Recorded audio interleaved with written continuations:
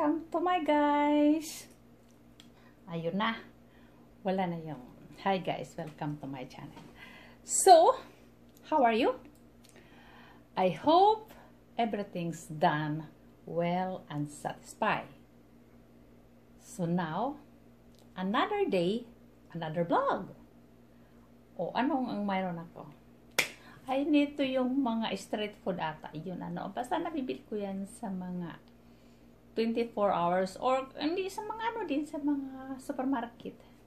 Ito yung mga ano ba yan. Basta pinagkulikta ko lang. I-vlog ko lang. Kasi nag-vlog na ko yung mga kakanin. Hindi pa nga lahat. Tapos ayun. Ito yun. Ano yun? Fishball yun eh. Fishball. Pinaano lang yung pagkagawa. Ito. Parang, garlic flavor to garlic flavor. Hotdog lang yan. Tsaka ito yung bali, hot, bali may pepper. Ito naman, kalimutan ko na yan. May ano dyan, yung gawa sa, ito ata yung gawa sa uri, yung duck. Yun. Ayan. Sige nga. Tikman nga natin. Ay, mayroon akong sauce na hinanda. Ito yung Korean na sauce. Masarap. Kaya, dalawang sauce ang anuhin natin para maano natin. Pa-compared. Pero ito sa Asian groceries ko ito nabili. Sige nga. Anuhan nga natin yung mga sauce. Dito tayo sa fishball nila. Tikman natin.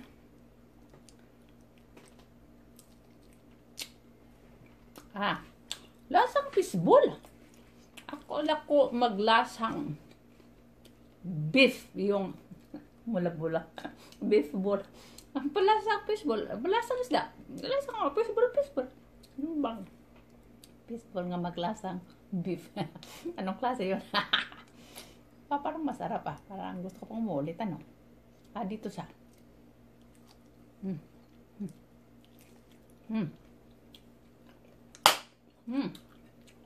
Masarap. Walang ba? Dito tayo itong garlic flavor dito. Ito kaya. Yung Korean sauce.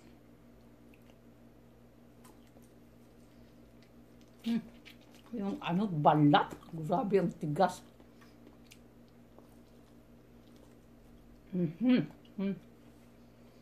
Parang may balat. Parang makulna. Parang kulit. Ano ba? Medyo mahangang ano. Kasi ano yung yung ano pala. Maganda yun na sauce. Kasi ito, dominant yung sweet. Ito naman, ito ata yung tak. Yung itik. Yung duck. Sige nga.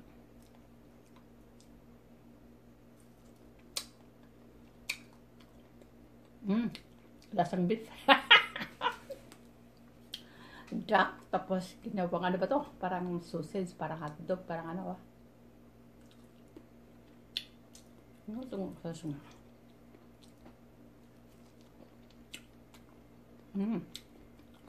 Sweet lang yung sa Asian. Maganda talaga to. Dominant yung pagka-sweet. Ito may pagka-sweet din, pero maano yung may flavor na iba, malalasahan mo na mayroong ibang flavor. Medyo masarap to. Kasi ito yung karaniwan namin na bibili. Parang hotdog. Ay, ano din siya, mahanghang kasi. Ito pala yung mahanghang na flavor. Oo nga, no?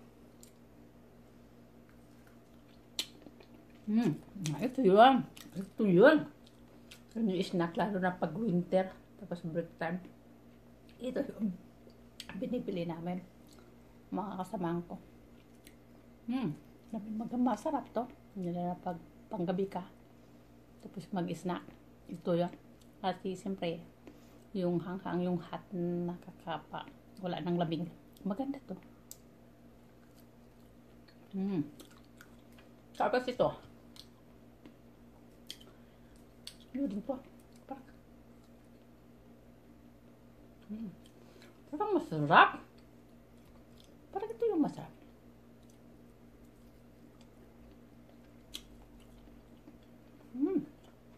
Sarap. Kakaiba siya.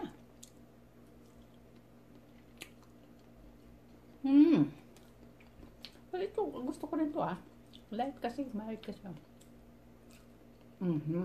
Mild kasi siya. Kasi fishball. Ito na. Nasarapan ako Ulit-ulit. Mga kaya. Yung mga chika-chika natin.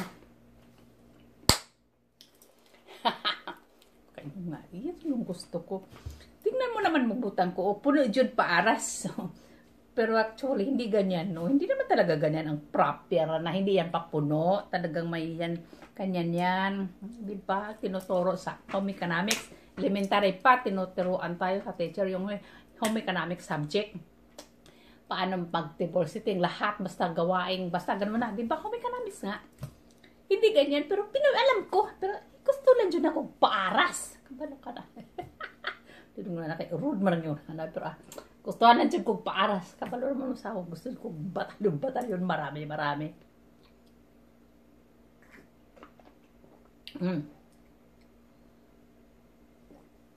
Di inom tag. Blue nga juice. Powerade. Kasi color of the raman ka. Sige. At saka wala siyang yung sugar ba niya. Mild lang ba? Actually maganda katiso.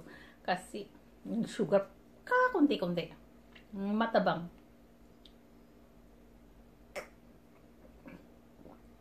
Ito naman, may sugar talaga si bread juice. Kahit pa acidic, dominante, may pagkasi. Pero, compare dito, malalaman mo talaga, mas maraming sugar din na kay dito. Okay na. Punta pa na tayo sa topic natin. O di ngayon, sige, sasampayan natin Ayun na, dito ata. Yan, nang magka. Okay, pwede na. Yun, pwede na. So, ayun na. Ay, ganun. Wow, so, okay. So, guys, ang topic natin ngayon, magano lang ako ng reaction ba yung bang trending ngayon, yung cancel Korea. Kasi alam mo na, yung nagkakagulo na sa social media. So, I ignore. Hindi ko yan inintindi. I ignore kasi so, huwag na lang patulan yung mga salitang durog ba.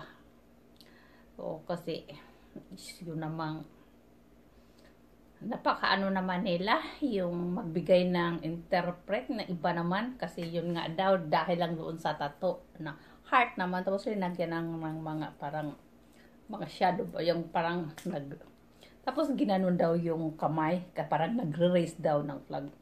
Hindi naman, kasi TikTok nga, di ba may yung stepping naman ng TikTok? Di ba yung TikTok, kung may stepping na ginaganon yung kamay, tapos dito naman sa kawal, stepping nga ng TikTok na itataas, either may tattoo kasi hindi. Ngayon naman, ang pagkaintindi nila, nagre-raise daw ng flag kasi yung hand ginanon daw sa taas.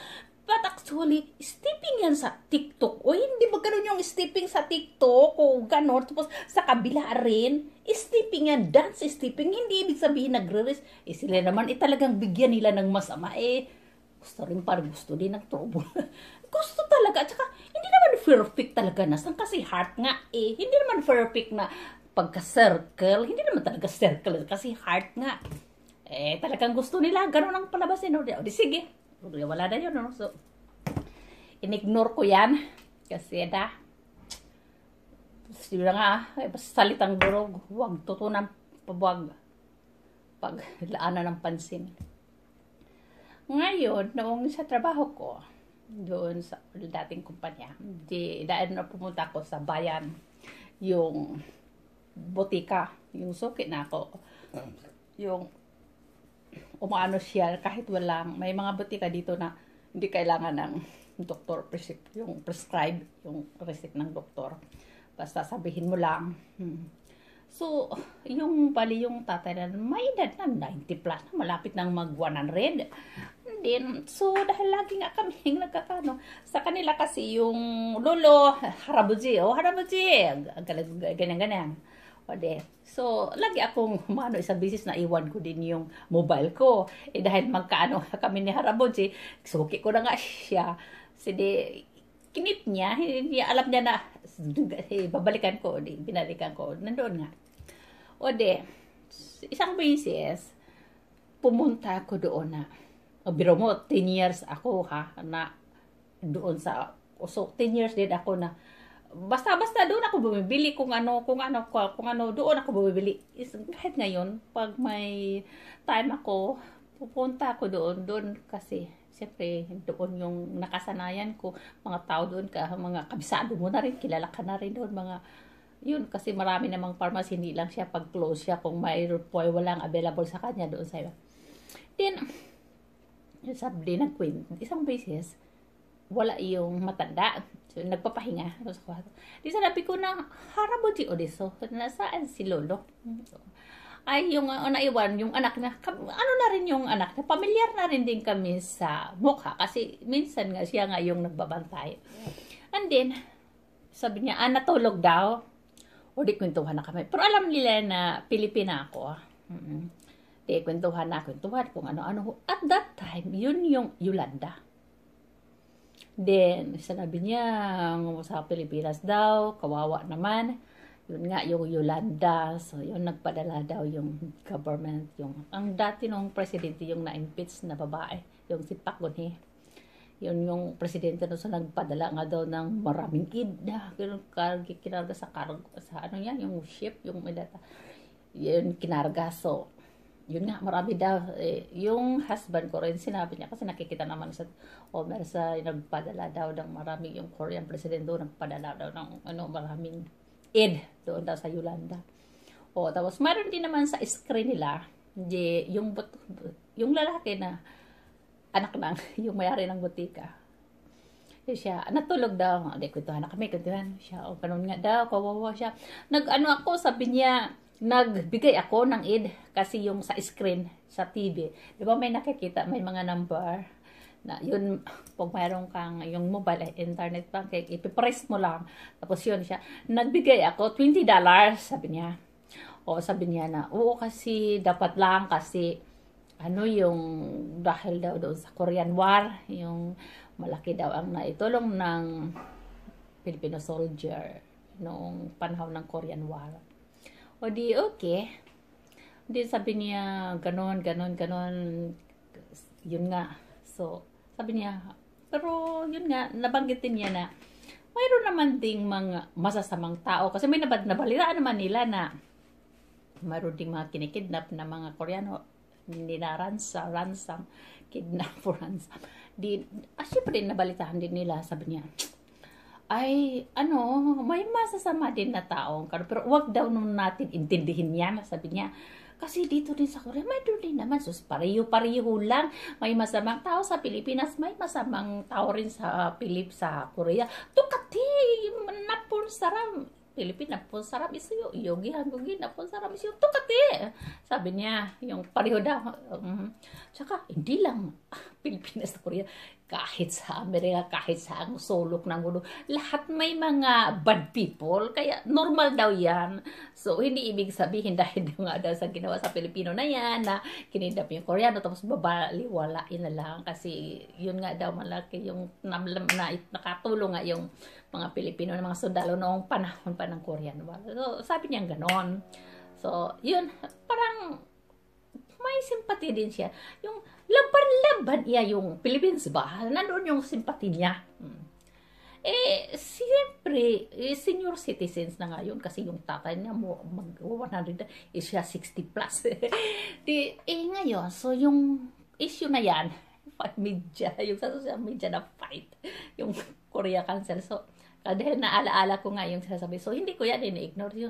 Ang problema ngayon, yung mga senior citizens na mga Korean, okay, may sympathy sila sa Pilipinas kasi gawa nga doon noong Korean War. Pero hindi naman yan sila nagsusocial media.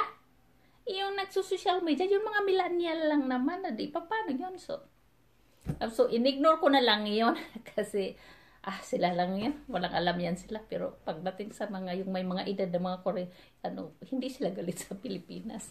Nandun yung simpatiyan niya. So, ganon. So, in-ignore ko lang yung lahat. Ano ba naman yung mga comments na kung ano-ano. Iniwas ako pag nag-scroll ako sa TV, iniiwasan. Iniiwas ko. Umiiwas ako, yun na oh. Nag-ano na. Uy, ginuko ano. Ayun na. Nag-alarm na kasi kinokontrol ko yung oras. Alam mo na yung mga tao sa YouTube. Pero, ayun na. Ini-scroll ko yun. Yung sa pag nakita ko, ini-scroll ko. Aray, yung bang comments ba na Filipino is poor, uneducated, ugly. Pastilan. Kumukulo talaga yung dugo ko eh. Kumukulo talaga. Ay, hindi pa rin, inignore ko pa rin. Inignore. Kasi, inignore lang. Scroll ko. Kung hindi pa ayaw kong intindihin yan. Binali, kunyari, hindi ko nakikita. Pagkasunod na naman, nakikita ko talaga yung ignore, yung uneducated, poor, ugly. Ay, ginawa ko. Isang beses, yung kahapon at tinawagan ko yung anak ko. So, tapos kasi dati, tinawagan ko yung anak ko, yung nagkikwento nga kami dyan tungkol. Siya yun nga, binalita yan kasi dito, Arirang, SBS, MBC, KBC1, KBS1, KBS1, ay, binalita yan lahat. Yun nga, yung alita dyan sa social media. At din, yung, kinausap ko yung anak ko, at tapos pinaliwanag ko sa kanya na, alam mo, guys, I'm not intended to do this. I'm sorry. Actually, I love Korean. Actually, I don't want to do this. Pero, I do is only for me just a reminder. Oops, hey, Hajima, huwag kayong magsalita ng ganun. Don't say like that. Korea, Philippines is poor, uneducated, ugly. Hey, to remind. So, I call my son. Sinabi ko, ganito. Oh, just yung mga comments, tapos ayos ko na, my blood is boiling. Kumukulo yung dugo ko pa. Sabi ko na, yung comments na, ugly. Oh my goodness. Beauty pageant, Miss Universe, Miss World, Miss Earth. Mayroon bang Korean woman na nanalo kahit runner-up lang? Wala nga. Nanalo noong 2015 Miss Universe Philippines, 2018 Miss Philippines, Miss Universe Miss Philippines, 2015 Miss Universe Miss Philippines, noong Miss World pa Miss Earth.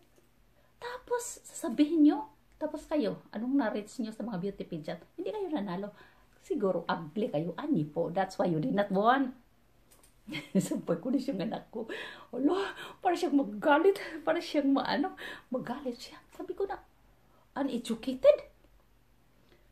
Hi, ang among Miss Universe can speak English, no need of interpretation. And also, Korean student, they go to the Philippines to study. But Philippine student, no, did not come to Korea to study.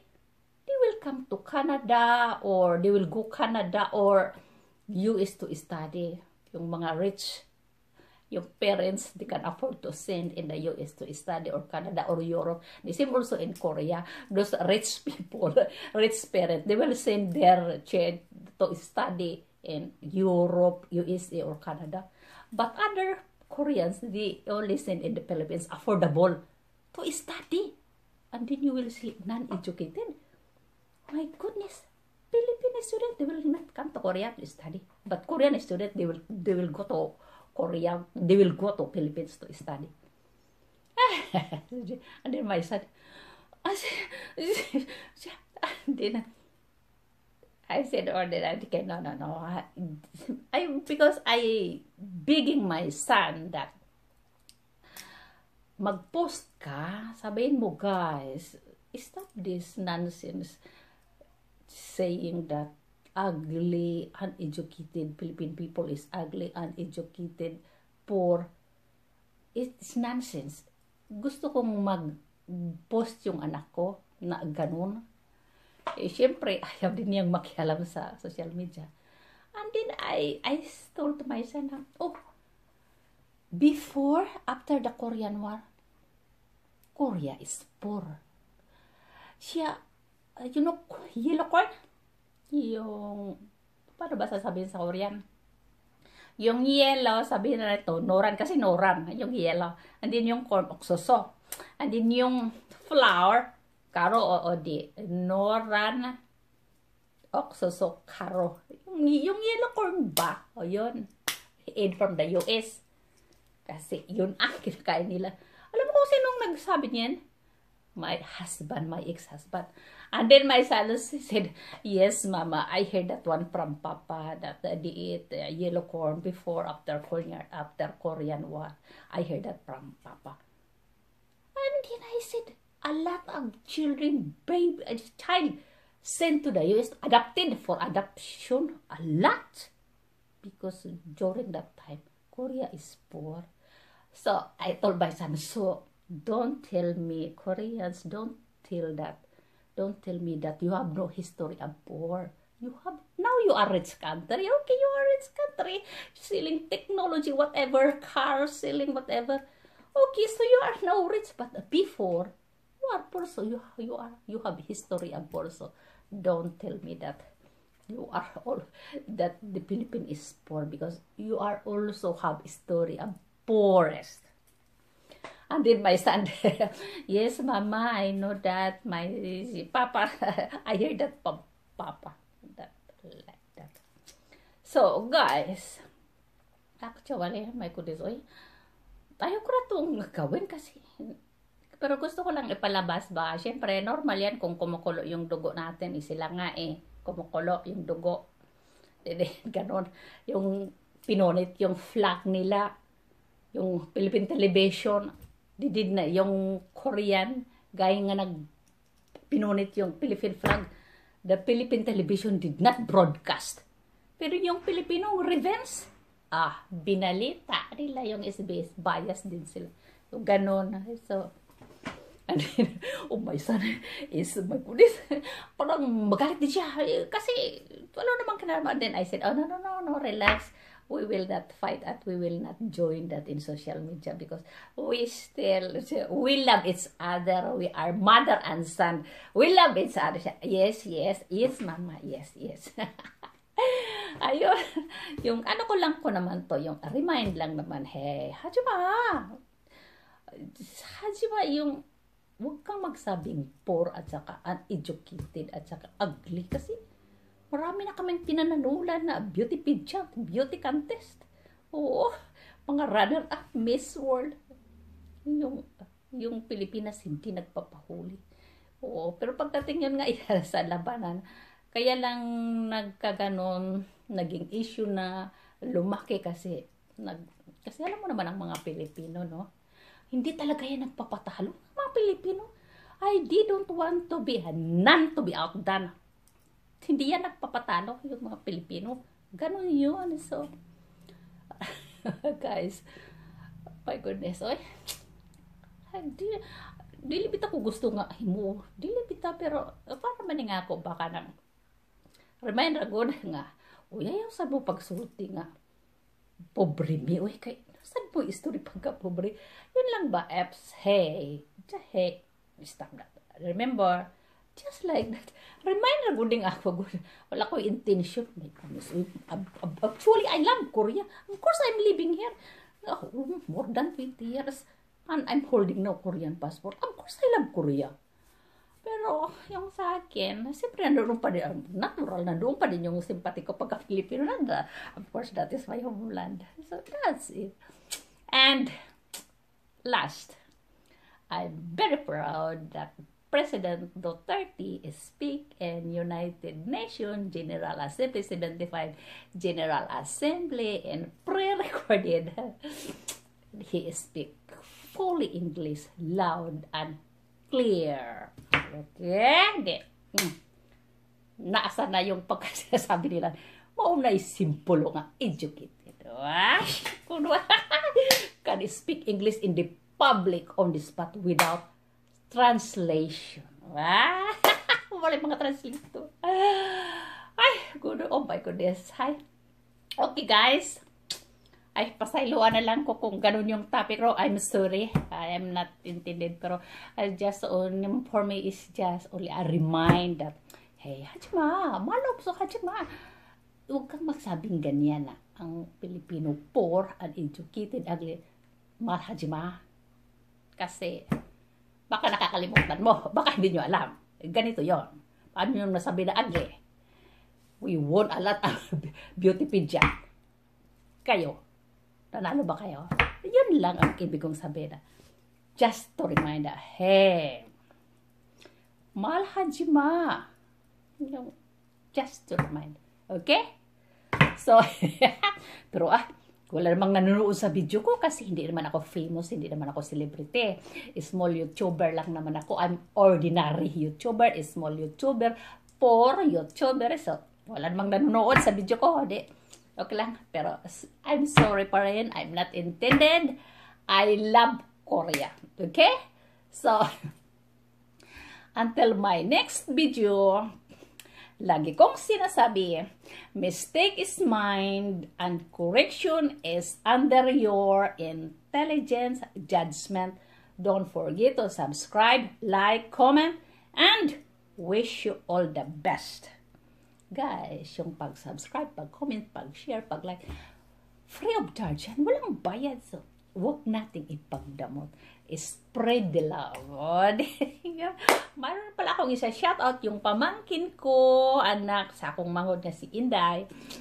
Nga, kinaon nagkausap kami na kag-usa man, oy, sa loob ng gilumutan sa katuigan, kag-usa man nga, may pamangkin na nag-advance greeting sa ako, sus, ginuho ko, uwa lumutan. Kag-usa mo, naknalitay man sad ko ba? Shoutout kang Juliet Canales Loyaw. Og sa iyang nanay, iyang tatay, og sa ilaw sa dinanay niya, og sa tanan mga taga-Lana, District Lana, Sugod, Tarangan, Western Samar, District Lana, Sugod, Tarangan, Western Samar, shout out sa inyong lahat. Bye-bye. Okay na. Pastilan. Gayon, oy, yung pamangkin ko, idol para ba yung mga K-pop? Love na love dyan yung mga K-pop. Tingnan mo naman yung mga social media. Pinagawa-awa yung mga tao.